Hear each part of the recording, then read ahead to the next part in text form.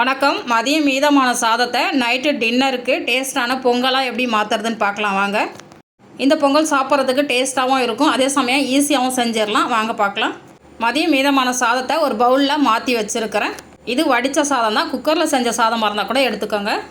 2 table spoon பாசிப்பருப்பை நல்லா கழுவிட்டு ஒரு 10 நிமிஷம் ஊற வச்சு ரெடியாக வச்சுருக்கேன். ஒரு குக்கரில் ஊற வச்ச பாசிப்பயிரை சேர்த்துட்டு கூடவே நம்ம எடுத்து வச்சுருக்கிற சாதத்தையும் இதோடய சேர்த்துடலாம். சாதம் எந்த கப்பில் எடுக்கிறீங்களோ அதே கப்பில் அரை கப்பு அளவுக்கு தண்ணி ஊற்றணும்.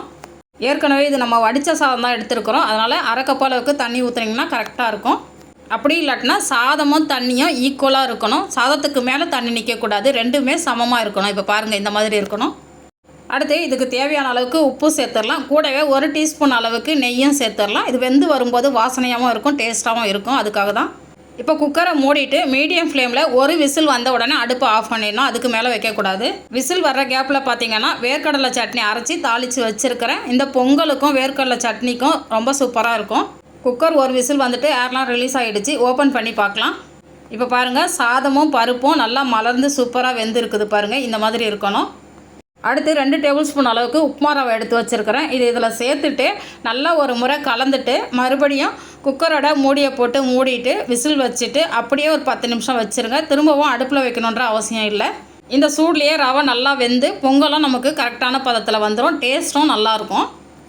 நான் சொல்லியிருக்க மாதிரி மீதமான சாதத்தில் இந்த பொங்கல் செஞ்சு நீங்கள் சாப்பிட்டீங்கன்னா எப்போ சாப்பாடு மீதி ஆனாலுமே நீங்கள் இந்த பொங்கல் தான் செய்வீங்க. அந்த அளவுக்கு டேஸ்ட்டாக இருக்கும். இப்போ 10 நிமிஷம் கழித்து பார்க்கலாம். மூடி விசில் போட்டுடலாம். இப்போ அடுப்பில் ஒரு தாளிப்பு கரண்டி வச்சுருக்கிறேன். இதில் 1 டேபிள் ஸ்பூன் அளவுக்கு நெய் சேர்த்துக்கலாம். நெய் நல்லா உருகி வந்ததுக்கப்புறம் அரை டீஸ்பூன் சீரகம், அரை டீஸ்பூன் மிளகு சேர்த்துடலாம். கூடவே உடச்சி வச்சுருக்கிற முந்திரியும் சேர்த்துட்டு முந்திரி நல்லா செவந்ததுக்கப்புறம் ஸ்டவ் ஆஃப் பண்ணிவிட்டு அரை டீஸ்பூன் மிளகுத்தூள் சேர்த்துக்கலாம். கூடவே பொடிசாக துருவின இஞ்சி, 2 கொத்து கருவேப்பிலை, கொஞ்சமாக பெருங்காயத்தூள் சேர்த்துட்டு நல்லா கலந்து விட்டுட்டு நம்ம ரெடி பண்ணி வச்சுருக்கிற பொங்கலில் சேர்த்துடலாம்.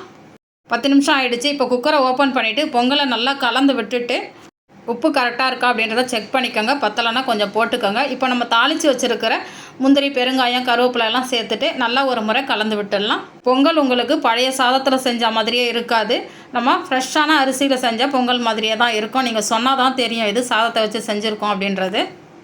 இப்போ பொங்கல் உங்களுக்கு எடுத்து காமிக்கிறேன் பாருங்கள், எந்த அளவுக்கு சாஃப்டாக இருக்குது பாருங்கள். சாதத்தை இனிமேல் வேஸ்ட்டு பண்ணாமல் இந்த மாதிரி சுட சுட பொங்கல் செஞ்சு சாப்பிட்லாம். இந்த வீடியோ பிடிச்சிருந்தால் நம்ம சேனலை சப்ஸ்கிரைப் பண்ணி வச்சுக்கோங்க.